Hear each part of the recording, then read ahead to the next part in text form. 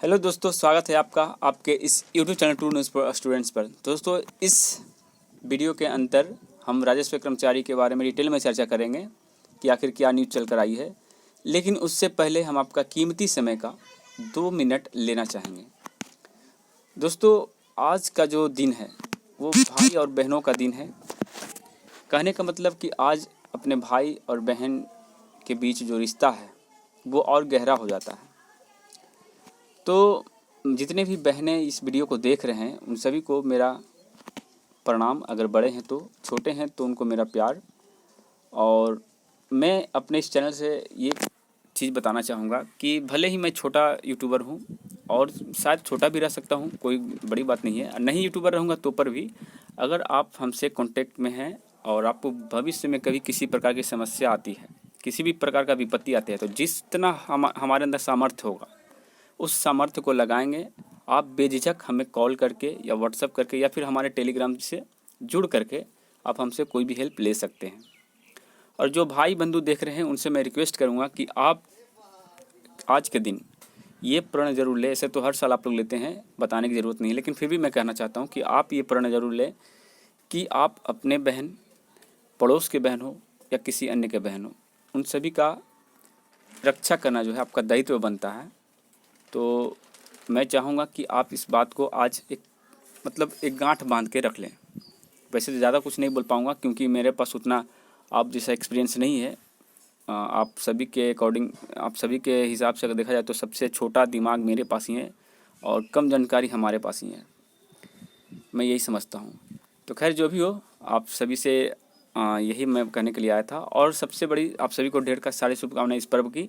अब आइए हम लोग मुद्दे पर आते हैं। दोस्तों, ये पेपर जो है आज का है मुजफ्फरपुर, रविवार 23 अगस्त 2021।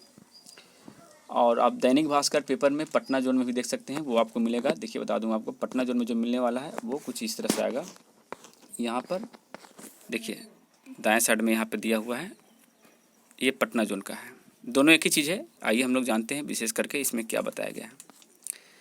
तो दोस्तों, यहाँ पर जो बताया गया है कि 2 माह के अंदर सूबे में 4453 राजस्व कर्मियों की होगी बहाली, राजस्व मंत्री रामसूरत राम ने कहा।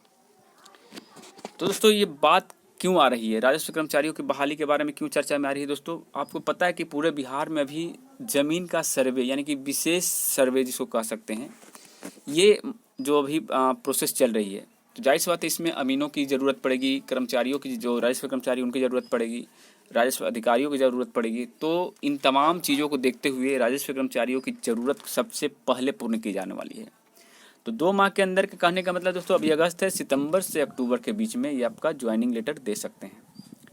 लास्ट सितंबर हो या फिर अक्टूबर का मिड या फिर फर्स्ट वीक अक्टूबर जो है आपको ये ज्वाइनिंग लेटर दे देंगे। क्योंकि जैसे कि धान की कटनी होगी, ग्राउंड लेवल पर ये काम होने वाला है। अभी तो बस पेपर लेवल पे ही काम हो रहा है, मतलब पेपर का प्रोसेस आगे बढ़ाया जा रहा है कि आप ये दलील दीजिए, ये डॉक्यूमेंट्स दीजिए और आपकी प्रक्रिया आगे बढ़ेगी। लेकिन जो ज़मीनी रूप पे जो कार्य होगा वो आपका धान कटनी के बाद होगा, क्योंकि अभी सभी खेतों में धान है, तो नापने जोखने में जो भी है प्रॉब्लम आएगी। बरसात का सीज़न भी है, तो सितंबर महीने में, अक्टूबर महीने में धान की कटनी स्टार्ट हो जाती है, तो उसके बाद से आपका ये काम शुरू हो जाएगा। तो आइए दोस्तों जानते हैं कि देखिए, भूमि विवाद खत्म करने को लेकर ईटीएस मशीन से होगी ज़मीन की मापी। और ये ईटीएस मशीन क्या होता है दोस्तों? तो ये एक जगह मशीन रख के आप बहुत दूर दूर दूरियों तक जो है, लगभग 2 किलोमीटर 3 किलोमीटर दूर तक की जो ज़मीनों को नाप सकते हैं एक साथ। फीता की ज़रूरत नहीं पड़ेगी, रस्सी की ज़रूरत नहीं पड़ेगी, ना ही सिक्कर की ज़रूरत पड़ेगी। ठीक है, जो पहले हुआ करते थे, अब ये सब सिस्टम खत्म हो चुका है। राजस्व एवं भूमि सुधार मंत्री रामसूरत राम ने कहा राय ने कहा कि 2 माह के अंदर सूबे में 4453 राजस्व कर्मचारियों की बहाली की जाएगी। साथ ही सड़क से वंचित टोलों को सरकारी भूमि नहीं रहने पर लीज नीति के तहत सरकार जमीन खरीदकर सड़क का निर्माण कराएगी। वहीं भूमि विवाद खत्म करने को लेकर जमीन की पैमाइश ईटीएस यानी इलेक्ट्रॉनिक टोटल मशीन से कराई जाएगी। इसके लिए सभी प्रखंड में 6 लाख की लागत से ईटीएस मशीन की खरीदारी की जा रही है।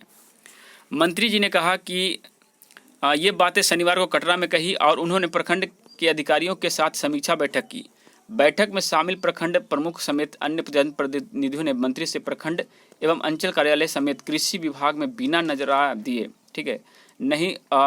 कार्य नहीं होने की शिकायत की, जिस पर मंत्री ने भ्रष्टाचार में लिप्त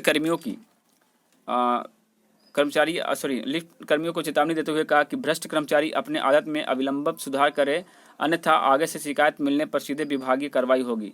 इस दौरान मंत्री ने बताया कि बाढ़ के दौरान बकुची पीचीएस में पानी घुसने की समस्या की निजात के लिए पीएसएस की ऊंचाई को 4 फीट तक बढ़ाने को लेकर ऊर्जा विभाग से हरी झंडी मिल गई। तो दोस्तों ये सारा चीज़ जो है वो तो होने ही वाला है, ये सारी चीज़ हम लोग को पढ़ने की ज़रूरत नहीं थी। मेन जो पढ़ने का चीज़ है दोस्तों वो यही है, यहीं से आप अनुमान लगा सकते हैं कि राजस्व कर्मचारियों की जो बहाली है वो लगभग समाप्त होने वाली 2 महीने के अंदर। तो आप इंतज़ार कर सकते हैं और जो भी अच्छे कैंडिडेट हैं जिनका मार्क्स अच्छा है वो इतना जान लीजिए राजस्व कर्मचारी बन जाएंगे। 4453 कैंडिडेट में उनका नाम शामिल होगा। और यही कहेंगे दोस्तों कि आप अपने डॉक्यूमेंट्स को बना के रखिए, फालतू के जो कट ऑफ के ऊपर जो चर्चा करते हैं वो चीज़ों से दूर रहें, क्योंकि हमारे कहने या किसी और के कहने से कट ऑफ वही होगा ये किसी प्रकार से संभव नहीं है। कट ऑफ में डिफरेंस होते हैं, बहुत ज़्यादा डिफरेंस होते हैं। यूट्यूबर के खासकर जो बयानबाजी होते हैं, या मेरे हो या किसी और के हो, तो यूट्यूबर पे भरोसा कट ऑफ को लेकर ना करें, बाकी चीज़ों पर कर सकते हैं। तो चलिए इसी के साथ वीडियो समाप्त करते हैं। और ये खुशी की चीज़ है दोस्तों, जल्द ही आपके सामने प्रस्तुत की जाएगी। इस महीने के अंत तक जो है आपका काउंसलिंग लिस्ट जारी किया जा सकता है। तो जय हिंद, जय भारत।